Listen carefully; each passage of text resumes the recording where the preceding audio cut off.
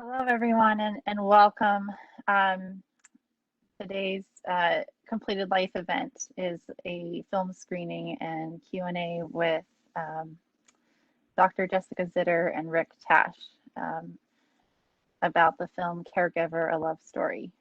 Our audience just watched the film in a screening which was not recorded. The link to the film trailer will be in the description below, but I'm just so delighted to have Dr. Jessica Zitter and Rick Tash here with us today in the virtual sphere. And my name, for those of you who don't know, is Sarah Kiskadden-Bechtel. I'm the program director for the Completed Life Initiative.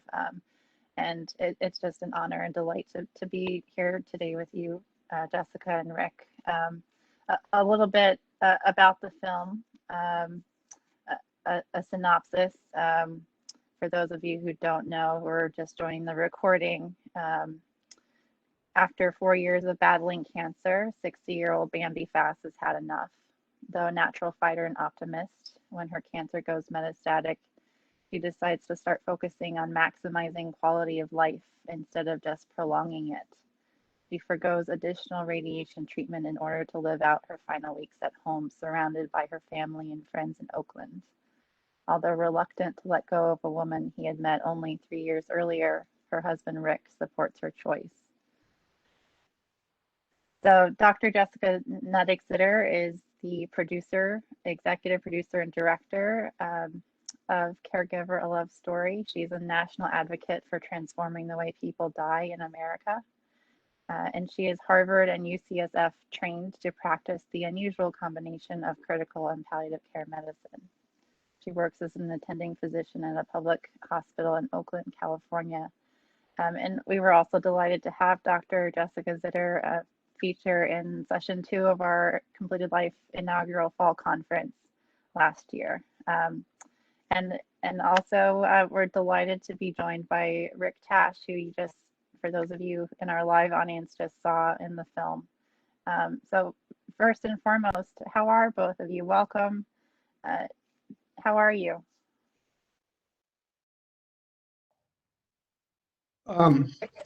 Should I go first? Yes. Okay. No, we're doing well. Maya's a normal 7-year-old, and we're trying to, in these unusual times with the COVID, we're managing pretty well, I'd say. Fortunately, we've escaped all that, the disease. So Maya's doing great, actually. I'm doing fine. Most of my life is about raising Maya and making sure things are running smoothly around here. So I'm doing okay. Oh, good. So nice to see you, Rick, doing so well. Thank you. Well, I would say I'm doing okay, all things considered. Just ran into Rick the other day on the street, which was very nice. Life is strange in a pandemic for all of us.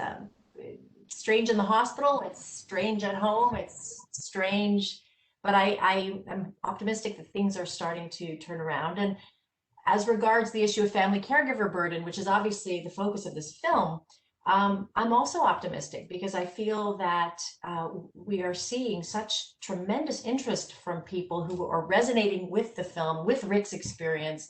And I feel that there is change on the horizon around this issue. So that's very exciting. And hopefully change will come sooner than later. That's very much something that we at the Completed Life Initiative want to support and help happen as much as we can. So I just kind of want to ground the space here and kind of go back to what led you to make this film, Jessica and Rick. Like what was the incentive behind starting this process? Well, I have to admit, it was not an intentional process. I think it was at the time that my book was coming out, and I was very excited about the idea of lifting the veil on what really happens at the end of life in America, what really happens in intensive care units, what really happens in the experience of what I call the end of life conveyor belt, which is such a common way that people end their lives. And Bambi and Rick were friends of mine. We go to the same synagogue, we knew each other, and I watched Bambi over time. And she was dealing with this very serious cancer. And she would talk to me all the time about it. And she was going along with the sort of typical approach that we all use of very high intensity treatment. And at a certain point, when Bambi decided to, what I call, step off of the conveyor belt and say, wait a minute, this stuff isn't really making a difference. This is actually hurting me. It's not, it doesn't seem to be creating benefit. I thought that was something unusual. It is unusual. And I wanted to, and Bambi being, as we all know, such an amazing person, I thought, what an opportunity to share some information. I didn't think it would be a film. I thought it might be educational clips, but it ended up turning into a film. And I'll just say one last thing, which is we collected a lot of footage, and Rick and Bambi were so kind to let us into their homes. Bambi was just like, come in if it'll help somebody. And a year after Bambi died was the first time that I sat down with my co-director, Kevin Gordon, and said, do we have anything here? Is there a story? And I thought the story was going to be really mostly about Bambi's experience. And it turned out really the story that needed to be told, or that told itself through this footage, was really Rick's story. Yeah. And I don't think it would have happened without Bambi's blessing too. I mean, Bambi was such an open, magnanimous person that she allowed it. And I must say, to their credit, even though the filming was, when it happened, they were very sensitive to what we needed. They were certainly not in the way, and hardly we even knew they were there. So that was really important from our perspective as well. Well, this film is such a magnificent telling of your story, Rick, with Bambi and Bambi's experience. And I really marvel at how compassionate it is towards Bambi's choice to really die the way that she wanted and complete her life in a way that really was true to her. You know, she said, when you've been through the gamut, it's just not worth it anymore. And how it really meant a lot to her to have that quality of life. And for you in the audience, please feel free to submit your questions at any point. The Q&A is intended to be interactive, so please don't hesitate. So Rick, at many points in the film, you mentioned how weary you became in caring for Bambi, just, you know, being up at night, and how your health deteriorated. And you said in the film that I'm not trained for this, but this is the best thing for her. And I just really so admire and applaud your incredible devotion to Bambi. Can you speak a little bit about your decision to be so devoted? Yeah, you know, the decline is a gradual, well, it's mostly gradual. There were some days that were bigger. So I wanted the best for Bambi, and I wanted what she wanted. And she wants to be at home, which I think a lot of people do. It's not just her. And that was something I really wanted to give her, and it was important for both of us. And it brought us, actually, in some ways, it brought us together even closer than before. But I would say initially it wasn't that bad, but as her health declined, she relied on me a lot more. And then as the cancer spread, you know, it's when, like being up at night, I'm trying to remember, because this was 4 years ago, you know, being up at night, being up at weird hours, she just getting confused which day it was and what her needs were. And then for me, it was a matter of how to put myself aside. And I did for like the 2 months. My needs were not primary, they were secondary. And so I had to put myself aside so I can be with her and maintain a 3-year-old and what a 3-year-old's needs were. And fortunately, I did have a lot of help in the community for that, for Maya. And for Bambi to some degree, but with Bambi, I pretty much had to be there. And so it truly is a 24/7 job. And you just get weary, you get physically tired, you get mentally tired. It's just both. It's just, and you just have to dig deep and do what you have to do.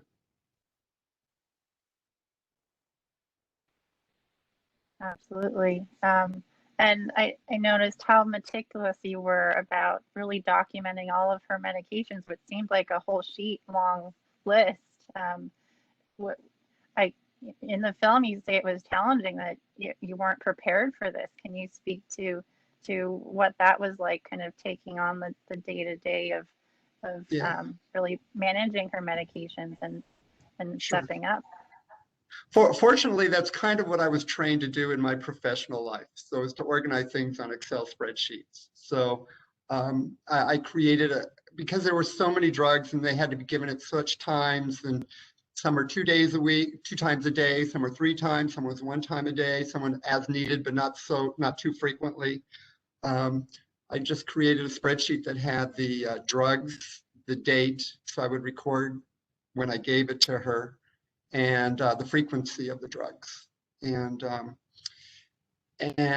that's what kept me going. Every time I had to give her a drug, I would, pull out the sheet and see where we're at. And then I was less organized in organizing the actual drugs. I'd have to, rummage through a shoebox to find out the right ones. But I knew what she needed. I just had to get them. And then certain things were difficult because at night, quite often, she would need the, oh gosh, what's it called? It's not a respirator. It was Jessica. Nebulizer. Nebulizer. The Nebulizer. Thank you. Yes, the nebulizer. Yeah. And part of it is I had to learn how to do that, how to set that up, and what to do there as well. And then also just knowing when is it right to call for a doctor's help or a nurse's help, and I was liberal with that because I just don't know, and it's better to just make the call and let them tell me what to do. Mm-hmm. Absolutely, and it really showed like the intimate relationship between you and Jessica, and how you collaborated to help Bambi throughout her care experience. And it really speaks to the beauty of palliative care and how integral it is to really supporting someone. Jessica, do you have any thoughts? Well, I do want to say, first of all, I want to be really clear, and I think this is important for us as we talk about caregiver burden. I was not there in the capacity of the hospice doctor. I'm not a hospice doctor. I was their friend. I was the one who helped coordinate hospice and get hospice involved. But Rick, Rick, I came in more informally, and I think that's really important to think about. Rick, as hard as it was for Rick, and as we watch Rick's experience over those 9 weeks, we have to keep perspective that Rick, I'm curious to hear your response when I say this, Rick was actually one of the lucky ones, because Rick did this for 9 weeks. The average family caregiver does this for 4.5 years. And, Rick had a lot of family and friends around him. He had a palliative care friend, doctor, who was involved, making a film, involved, calling him all the time. Most people don't have that. Rick was actually healthy and relatively young, right, Rick? We're relatively young. Many people are elders of spouses who have dementia, etc. So, Rick's finances lasted through this. Many people, 30% of people use up their savings while caregiving. I could go on and on and on, but in fact, it puts perspective and context to understand that Rick was actually one of the lucky ones. So when you think about that, it really puts a whole picture to this national conversation and this national public health crisis about family caregiver burden, that most people don't even have it as easy as Rick did, and Rick did not have it easy. So it's complicated. Right. Yeah. And actually, my caring for Bambi started before hospice. So the hospice was 9 weeks. So yeah, I actually left work the prior March. So for me, it was kind of like 6 months. But we were fighting it for part of that, quite a bit of that time. I was taking her to doctor appointments and treatments and whatever. And I thought I had enough energy to try and balance both that and work and Maya, and that just didn't happen. It couldn't happen. Yeah, I was one of the fortunate ones, and yeah, I can't imagine one where their illness goes on for years, and because with Bambi, it's an unfortunate thing, but we knew what the end game was. We didn't know when it was. We knew what it was, and we knew it wasn't too far out. Yeah. I mean, 60% of family caregivers like Rick work, and most of those are working full time. And the impact on careers and professions and jobs and income from caregiving is profound. You know, the lost work, the people who quit work, who switch jobs, you know, there's a huge amount of financial cost to caregivers because they cannot perform their jobs the way they used to. There's also, interestingly, a huge cost to employers, like $65 billion a year that employers are losing their employees, either who are caregivers who have health challenges because of their caregiving or that's exacerbated by their caregiving, who are switching jobs, missing work, etc. So there's like, it's a lose-lose situation, you know, for us to have this inflexible work environment that isn't really, that doesn't really support caregivers. And we have to really, the cultural, that's another system that has to change, is the employer's support. Yeah, there's a, that's very true, and lost productivity because you know, I was under a kind of a high stress job, but then I'd always be worrying about Bambi while working and calling her throughout the day. And so, you know, it's hard to stay focused on one thing when there's too many things needing your attention, really. Sure, absolutely. So a question from the audience really kind of pokes at this issue of caregiver burden and kind of not enough space to really take that time to be able to give 100% in any capacity. This question is from Lillian Mayren. The film notes that there is no national strategy to support caregivers. However, some states, such as New York, offer some forms of support. Is there a state that is a good example of what support might look like? What about internationally? Just about a month and a half ago or 2 months ago, I was on an international call that was sponsored by I believe it was by the National Alliance on Caregiving, and it was an international call for to discuss issues of family caregiver burden. And to my surprise, I assumed America was going to be much, much worse than most other countries, but other countries also have challenges in supporting caregivers. I mean, some more and some, obviously, many countries are more sort of have more of a safety net, a social safety net than we do. In this country, you know, there are certainly, Medicaid has some services for caregivers.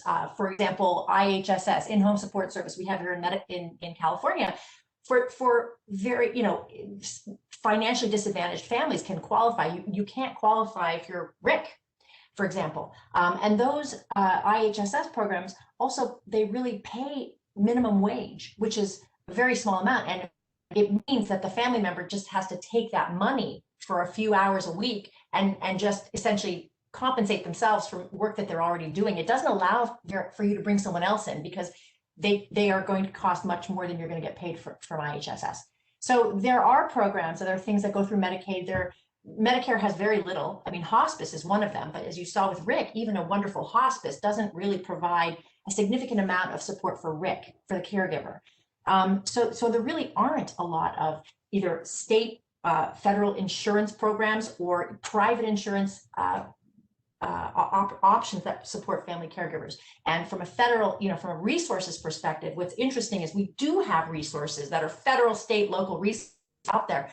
But I just heard, and I'm actually looking for, to confirm this, but from a reliable source, that less than 4% of caregivers actually avail themselves of the existing resources that are out there. So we have this mismatch. There are some resources, they're very, very underused, but there aren't enough resources. And so we've got just a lot of work to do.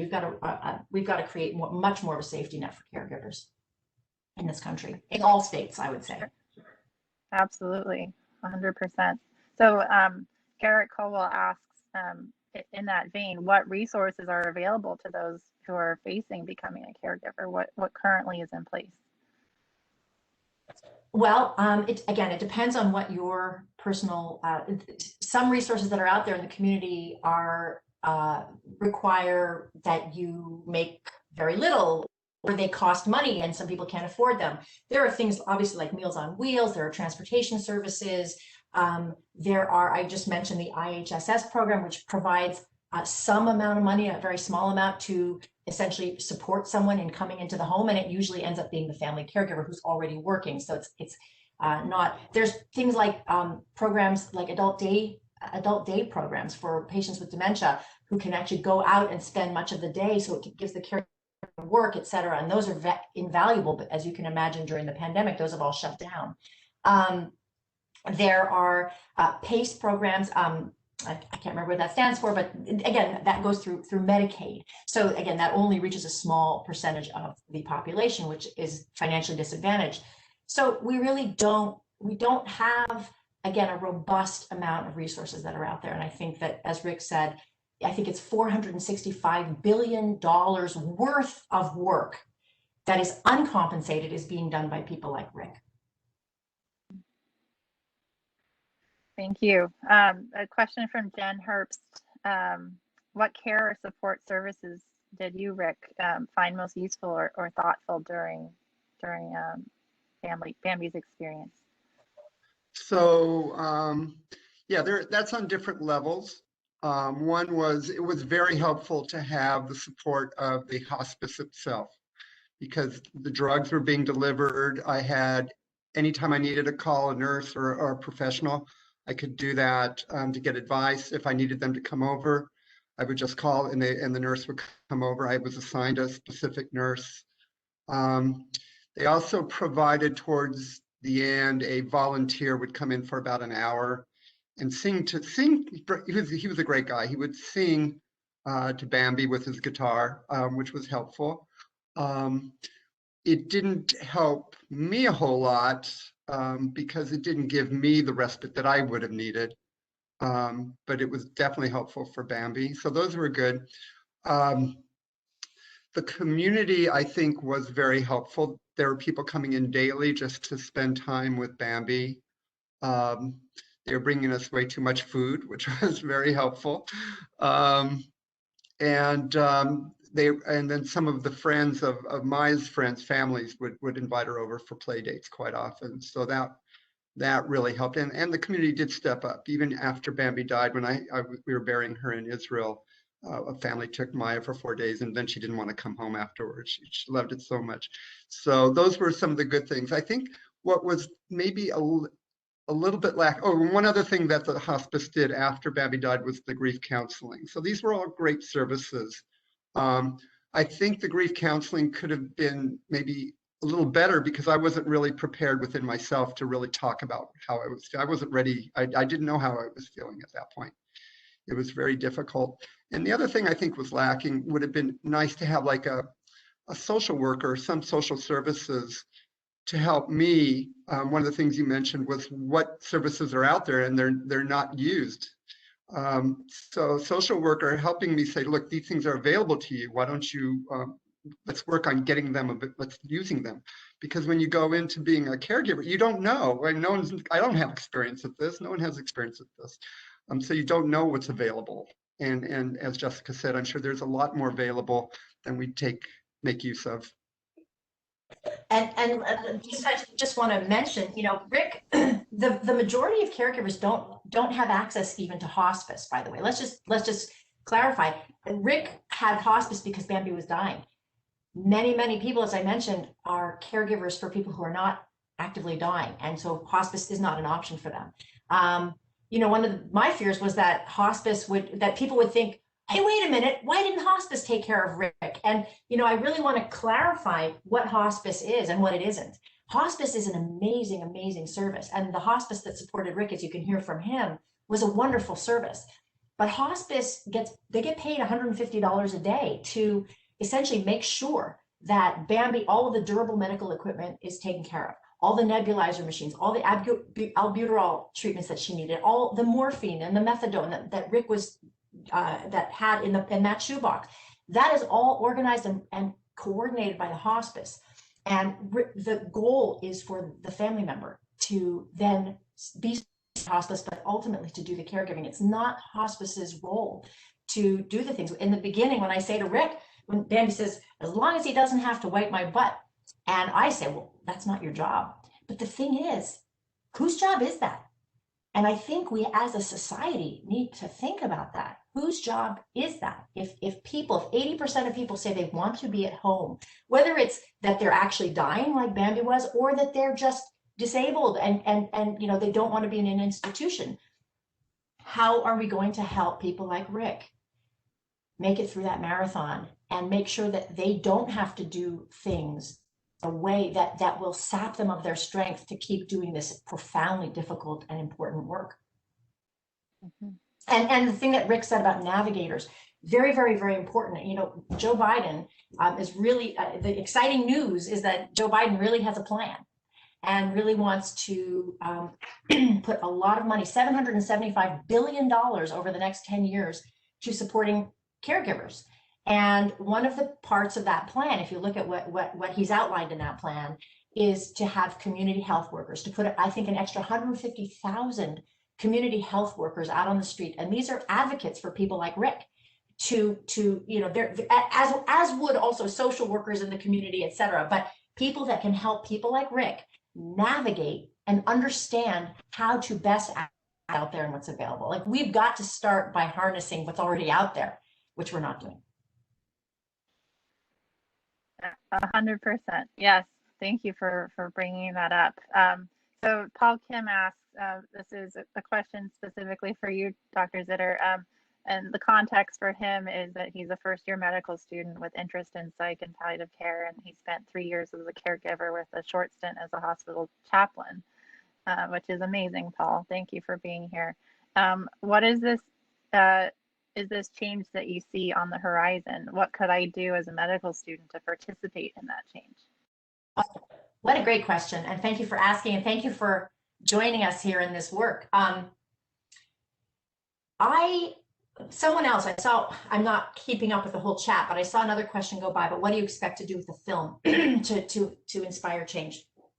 I really believe, obviously, in the power of storytelling. I really believe, if you want to go watch the other film, Extremis, that really talks about what happens in intensive care units. That's another film that we have. I think that telling stories is a really powerful way to inspire change in a variety of different audiences. And we've created programming around this film for family caregivers, to sort of a workshop to help them think, what do I do step 1, step 2, step 3. We're currently programmed for hospices, for them to think about how they can do the best that they can by their family caregivers, as they're doing a wonderful job. But like, what are some practices for each individual hospice to think about doing in their local environment?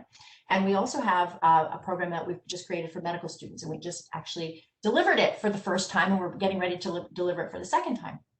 But when these medical students watched the film, it was pretty profound to me to see how I'd say more than half of them at the end of the film were teared up, and they were all talking about cases. What came up for them was cases where they had seen a patient, they've been taking care of a patient with another attending or with another doctor, and they had felt that something was sort of a success, that this patient was doing well, and a couple of them just said, we didn't even think about the family, didn't even think about asking the family caregiver, how are you doing?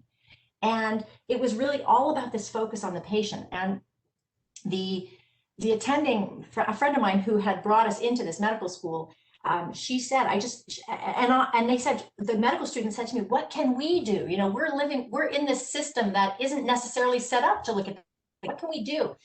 And I said, well, first of all, forgive yourself, because you can only do so much in a system that isn't yet turning sort of sophisticated about supporting caregivers. And my friend said, well, actually, no, you know, as the daughter of a caregiver, I really felt that the doctors taking care of her, I wish that they would have looked at her and said, how are you doing? And she said, if you can just look someone in the eye as a medical student, a medical resident, a physician, a social worker, a nurse, and acknowledge their experience, that already is, you know, 20% of what we can do for people, because we're not even, they're invisible. These are invisible. People like Rick are invisible to us in the healthcare system. Frankly, they're also invisible to the employment system, and they're invisible. We need to start acknowledging, even in our community, our synagogue community, which cares very deeply, we don't necessarily think about who the caregivers are and what we must and can and must do to support them. So that's, I think, the change that can start to happen. Wonderful. So another question, and this is to your organizational abilities, Rick.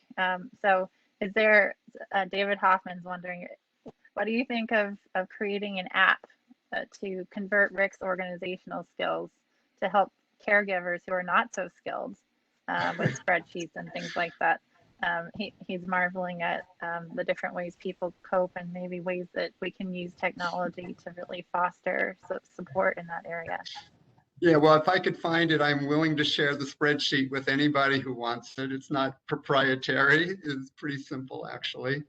Yeah, it was, I don't know what to say. It was pretty logical and straightforward, and it was something that's how I've organized my professional life, so it was easy for me to do. He's an actuary, everybody. Just to set the record straight. Yeah, that's my scratch sheet. Excel is my scratch sheet. So so that's what I do. And you know, other people may have better ideas of how to organize the actual drugs themselves, the vials of drugs, but I kind of knew where everything was. And so it was, for me, it was a matter of timing. When does what get given to in this case, Bambi? Yeah. There's often so many parts that you're juggling, and timing and, you know, dosage. And I remember in the film, Jessica, you say, oh, well, we can only up the dose every 3 days. And Rick, you say, oh, yeah, well, I have it here on my planner that we can do it today. So check. But, you know, maybe there's ways that we can start some sort of app or something like that to really amplify the support and help caregivers stay organized. This next question. Oh, go ahead. I was just going to say, the important thing for me was it was just one thing I can rely on and not have to think about a whole lot, because there were so many other things going on.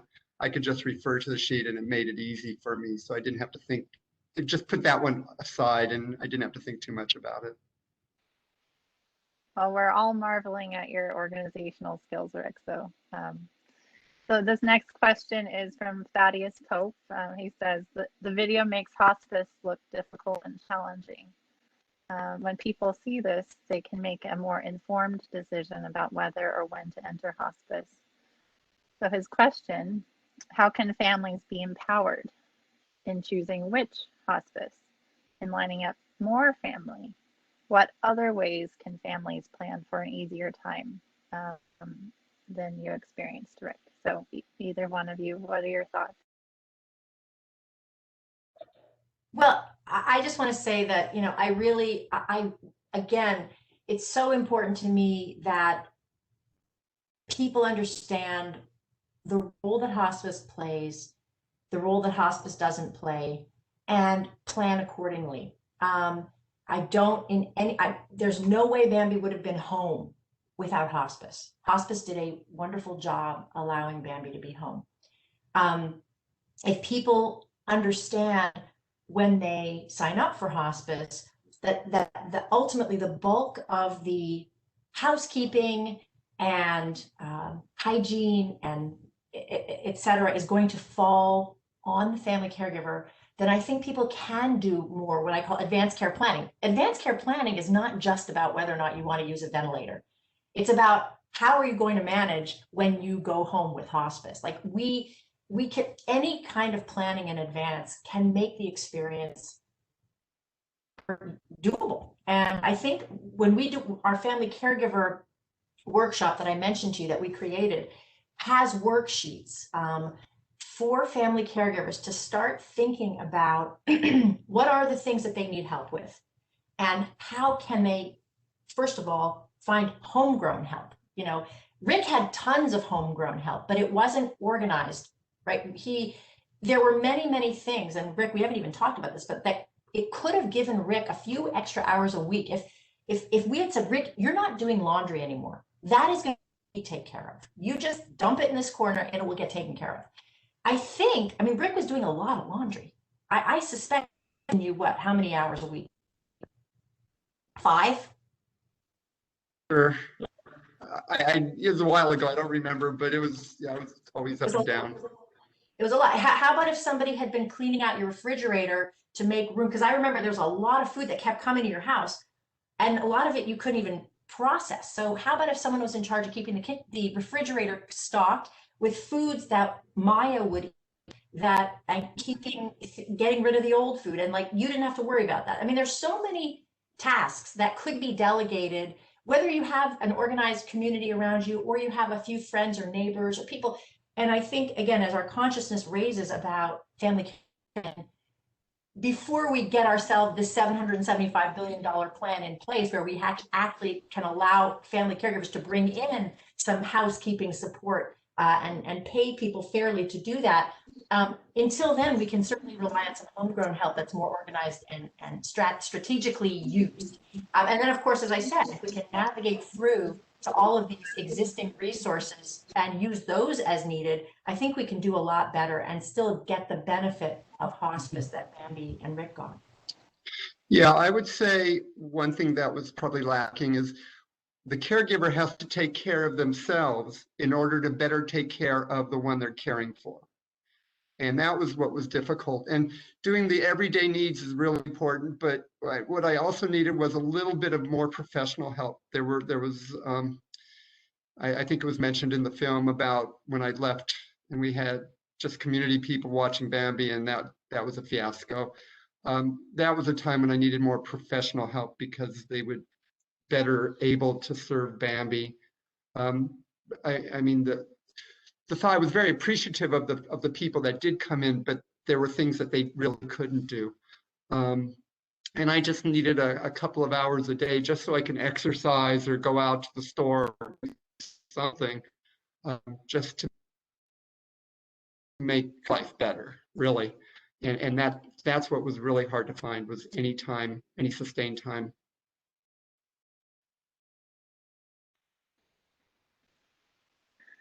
Absolutely. Thank you, Rick. Sorry, my connection just shorted out for a moment, so it just caught up.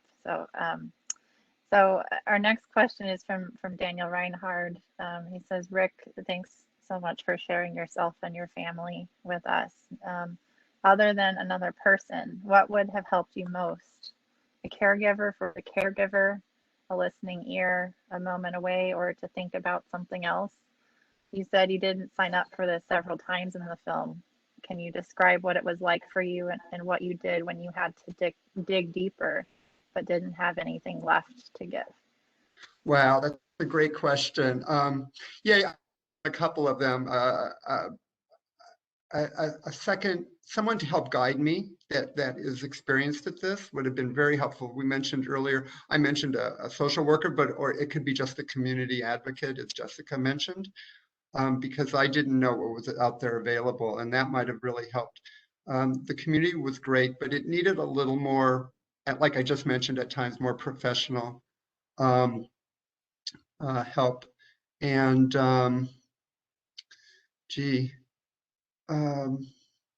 you know, I needed some time for myself, which just didn't happen. There was I remember one weekend where I was sick, and Bambi still needed what she needed. And, you know, I don't know how to say it, you just do what you got to do. And I really didn't focus on the future. I just had to deal with what was in front of me at the moment. And truly, when you say being in the moment, this was a true period of being in the moment. And I would just have to peel myself off the bed, get her what she needed, and then I would crawl back into bed and just fall back asleep. It just, and then, you know, bifurcating my time between Bambi and Maya when she was there, but the community stepped up for Maya and really took her quite a bit. But she still needed attention. I mean, a 3-year-old needs attention. And I must say, Maya was incredible to be a 3-year-old. You saw some pictures, I think, in the movie where she was crawling up with Bambi. And I know when I was 3, if I was around a sick woman, I would have ran or a man, I would have ran out the door. I didn't. But she was just totally incredible for that. So, and she still remembers Bambi today. She fondly remembers her. That's so sweet. To put some, again, to put some context on it, you know, Rick was getting help and people were taking Maya, etc. Imagine if this was happening during the pandemic And I think what we're seeing, obviously, you know, adult day programs being shut down, no more play dates, people not coming in and bringing food. There's nothing, everything just ceased for these caregivers. And a terrifying and disturbing, in the August morbidity and mortality report, August 2020, there was a statistic that was so shocking and alarming. 1 out of 3 family caregivers during the previous months of the pandemic had seriously considered suicide. That's 10 times the amount of suicidality that over the non-caregiver population. 5 times, so 10 times the risk of suicidal thinking, and 5 times the risk of using substances to cope with anxiety and stress. I mean, that's a striking and very distressing set of statistics.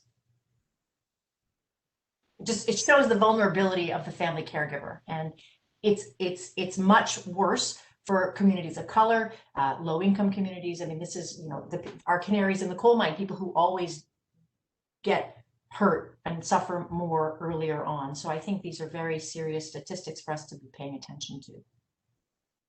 Mm-hmm. That is really concerning, and I hope that through your film that we can start to generate momentum to really bring in the support needed, because that shouldn't be happening.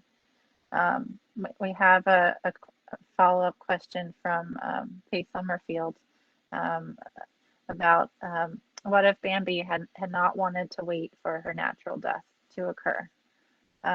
If she had uncontrollable pain and or suffering and could not tolerate watching the suffering her illness was causing Rick, could you have done anything to hasten her actual death? Well, Bambi, to my knowledge, had no interest in hastening her death. Rick, what was your sense? Well, for one thing, I think what even kept her alive longer was knowing that her first grandchild was on the way, and she wanted to see her first grandchild, which she got to do through Zoom. Yeah. And even at the point she decided to go into hospice, her doctor, her oncologist, was really trying to fight this and really didn't think that was the right idea. But Bambi, it was the cancer was cropping up all over the place at that point. And I think from her perspective, hastening the death through medical means was not in the picture. That's not something she would have considered. However, obviously, there are many people who have been in increasing numbers as it becomes legal around the country who do consider that as an option. And I think it's just one more option in the toolkit that we now have. It wasn't an issue for Bambi, and I think that who knows? I don't know. You know, Rick knows Bambi better than I did, but if it had gone on for another, it's impossible to say. It's good to know that that is something that is there for us, and I think that most people feel some comfort in knowing that there are options to take control over the suffering. And I think that the hope is obviously that we can maximize people's quality of things like palliative care and good hospice care. But if we can't, and obviously there are many situations where even the best palliative care doesn't quell someone's, I don't think quell is the right word, but doesn't assuage someone's suffering, then it's good to know that there's other options available. But that wasn't an issue at that time for Bambi. Thank you. So a follow-up question around end-of-life doulas. So were end-of-life doulas ever discussed or considered as a source of support? Excuse me. Were they on your radar or periphery at the time? End-of-life doulas. I love end-of-life doulas, and I am really I didn't know as much about end-of-life doulas at the time. I'm certain that I would have recommended an end-of-life doula for Bambi. I know I would have. I just didn't really, it's a new-ish, I mean, I don't know, there's probably end-of-life doulas on this call, and I just think end-of-life doulas are the untapped professionals that we need to bring into this experience. When someone's actually starting to die, again, as I said, you're talking just about caregiver burden. Most of the people, the care recipients in situations like that aren't actively dying.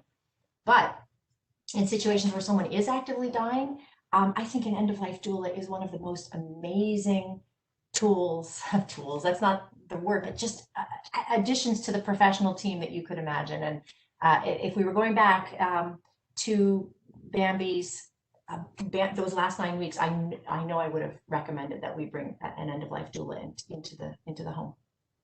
Yeah, I didn't know about them, and I think I would have appreciated having one, for sure, for sure.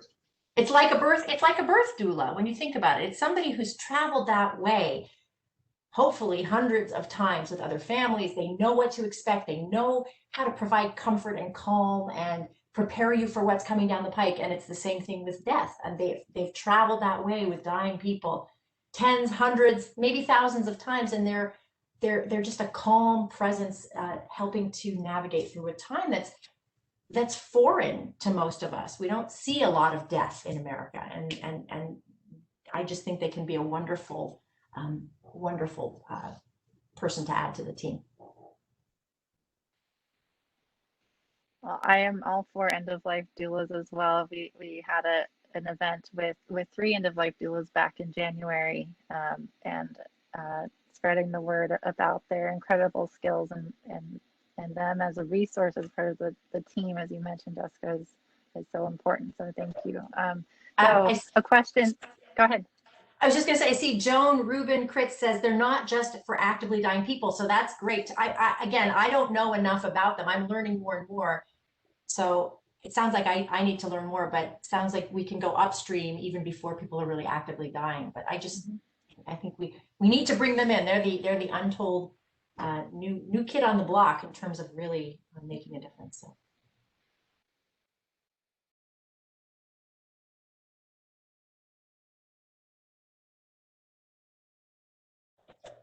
Can't hear you, Sarah. Oh, maybe I muted myself. Apologies. So this next question is for Rick, from Heidi Alden. She wonders, would there have been any kind of softer support that you might have integrated if it was available to you? Things like mindfulness practice, breathing exercises, yoga, stretching, Tai Chi, things like that, that would have helped you cope and kind of soothe you throughout the process. Most likely, I'm sure, and I probably would have used it had I known about it. I mean, I tried to do some home exercises that I would continue doing.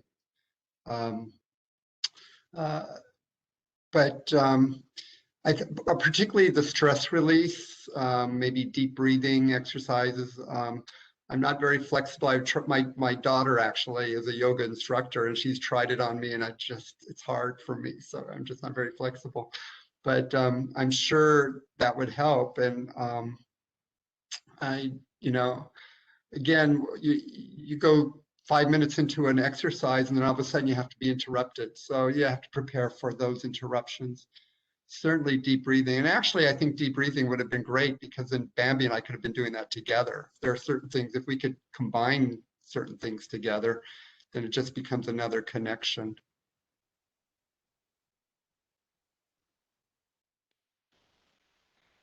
Amazing. Can you hear me okay? Okay, great.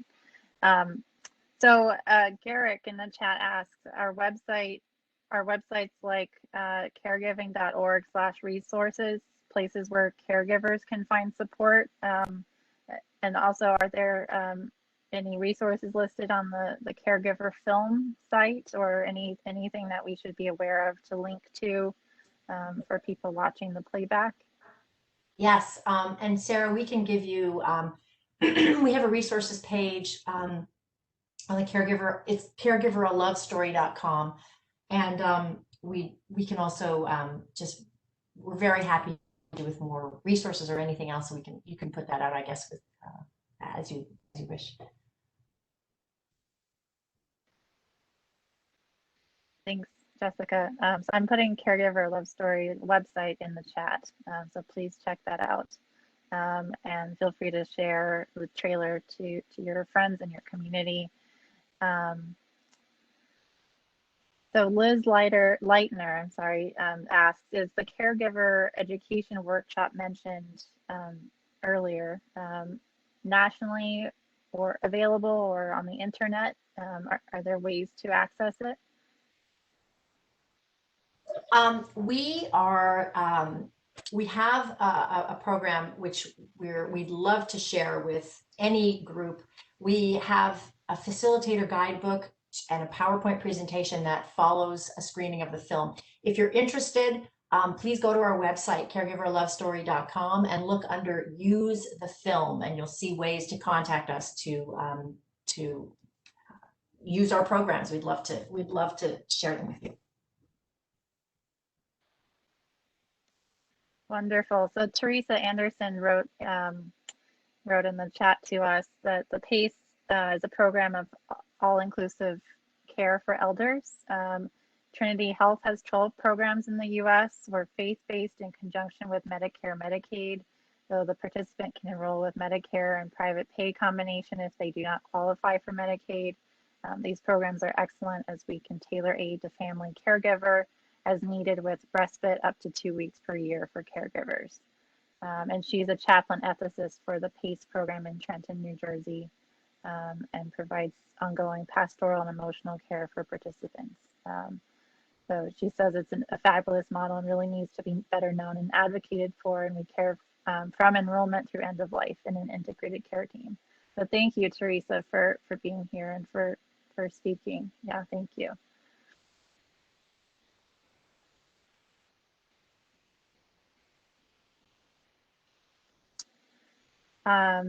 So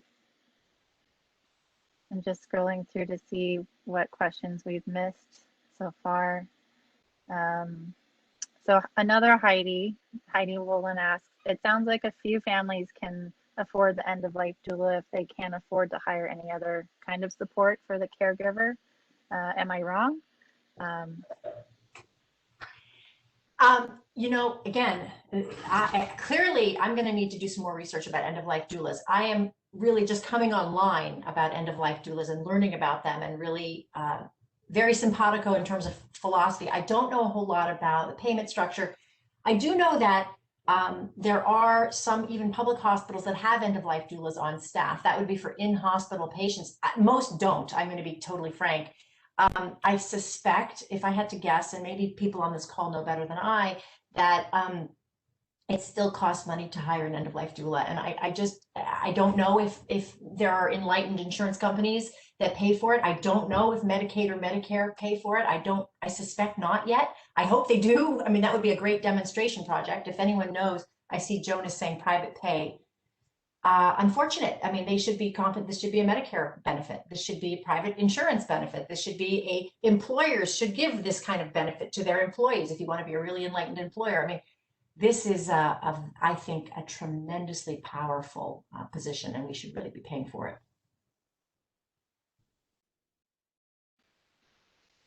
Absolutely. So we're winding down the hour, coming to a close soon, and I just want to draw our attention back to this incredible film, and the impact that it can have on the world, and to really help and support people. And so, Jessica and Rick, what are your final thoughts today for what you hope this film can make a change in the world for? So, well, maybe I'll go first so Jessica can have the last wise words. I think there are a couple more programs that people must be aware of, and I hadn't even thought about it, but like the Family Medical Leave Act, if someone has to, that's a professional thing that the federal government requires of the employers. So make sure people avail themselves of that if that's possible. And for me, I hope this film just recognizes, because so much of our health insurance and our insurance programs in this country are really focusing on the sick, the person who's being sick. They also need to focus on the person that's caring for the one who's being sick. And I hope that this my hope for this film is that it does that. It recognizes that it's the support for the individual, not just the individual themselves. Beautifully said, Rick. Just a quick point about what Rick just said about family medical leave. In this new Biden proposal, the 12 weeks of family medical leave, which are currently unpaid, he is proposing that they be paid. And so that's also some progress. Again, 12 weeks doesn't cover most caregivers' needs, but it's something. I think that, you know, this, like any storytelling, this story right into the bedroom. It goes right into the home of a family that is real and that is dealing with something real that we are seeing is a huge cost to our society. 1 in 5 Americans is a family caregiver.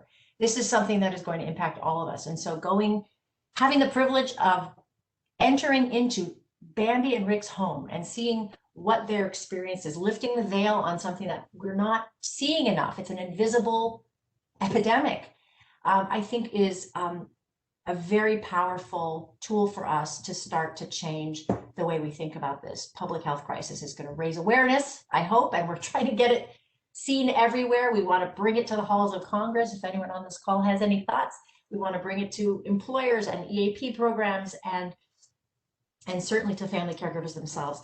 And I just think that, again, the power story, especially with characters like Rick and Bambi, can really be a powerful force for change. And that's what I hope we're going to see from this film.